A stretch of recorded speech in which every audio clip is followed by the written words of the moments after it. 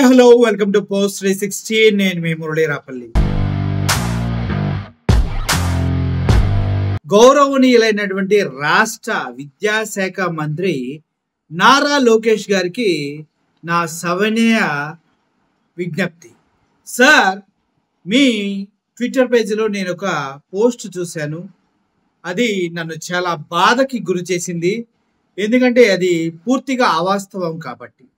విద్యాశాఖ అధికారిగా ఉన్న మీరు స్టాన్ఫోర్డ్లో అత్యున్నతమైనటువంటి విద్యను అభ్యసించి మీరు వచ్చినటువంటి మీరు ఇప్పుడు ఇటువంటి అసత్యాలని ప్రచారం చేస్తూ ఉంటే నాకు చాలా బాధ కలుగుతుంది సార్. నేను దాన్ని తట్టుకోలేకపోతున్నాను. లోకేష్ గారు, మీలాంటి విద్యావంతులు, జ్ఞానవంతులు, ఒక ముఖ్యమంత్రికి బిడ్డగా పుట్టినవారు, సిల్వర్ స్పూన్తో పెరిగిన మీకు ఇటువంటి చిన్న చిన్న మాటలకి అబద్ధాలు చెప్పడం అనేది తగదేమో అని నేను అనుకుంటూ ఉన్నాను. ఎందుకంటే ఇది చరిత్ర రేపొద్దున ప్రతి ఒక్కరికి తెలుసు కాబట్టి వారు దాన్ని ఎవరు ఎక్కడి నుంచి ఎలా ప్రారంభించారో, ఎవరు దాన్ని స్టార్ట్ చేశారో, ఎవరు దాన్ని ముందుకు తీసుకెళ్తున్నారో చరిత్రలో ఉంటుంది. కాబట్టి రేపొద్దున మీరు ఇప్పుడు ట్విట్టర్లో చేసినటువంటి ఈ కామెంట్ కూడా ఎప్పటికీ నిలిచి ఉంటుంది. కాబట్టి ఎందుకంటే దాన్ని మేము స్క్రీన్ షాట్ చేసి పక్కన పెట్టాం. కాబట్టి గతంలో మీరే దావోస్కి వెళ్ళి వచ్చినటువంటి జగన్మోహన్ రెడ్డి గారు ఏం ప్రాజెక్టులు తెచ్చారంటే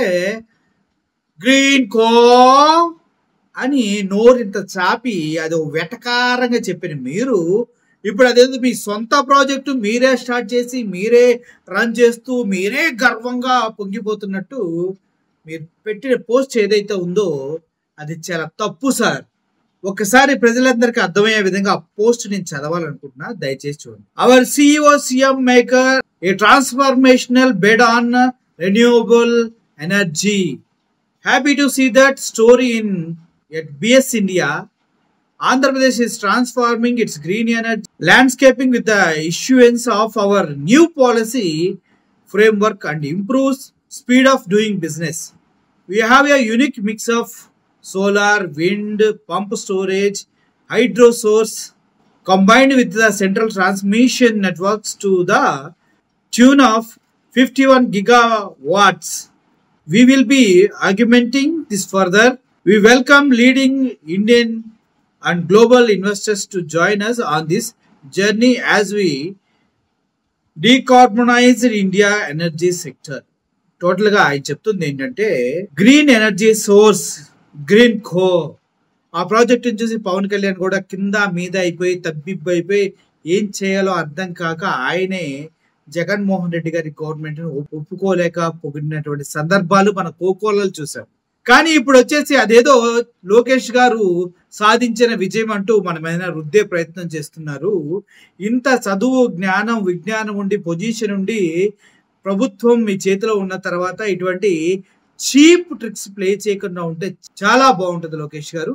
అది స్టార్ట్ చేసింది జగన్మోహన్ రెడ్డి గారు, దాన్ని ముందుకు నడిపించింది జగన్మోహన్ రెడ్డి గారు, లాస్ట్ వరకు తీసుకెళ్ళింది జగన్మోహన్ రెడ్డి గారు. ఆ విషయాన్ని మీరు మర్చిపోయి అది మీరు సాధించిన విజయంగా ప్రపంచంలో ఉన్నటువంటి ఇన్వెస్టర్స్ అందరినీ మీ విజయంగా వాళ్ళకి పరిచయం చేస్తూ ప్రకటన చేయడం అనేది తప్పు.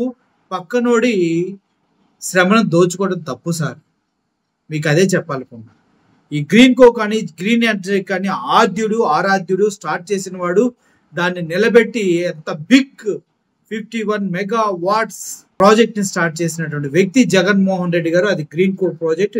కావాలంటే చరిత్ర తిరిగేసుకొని చూడండి.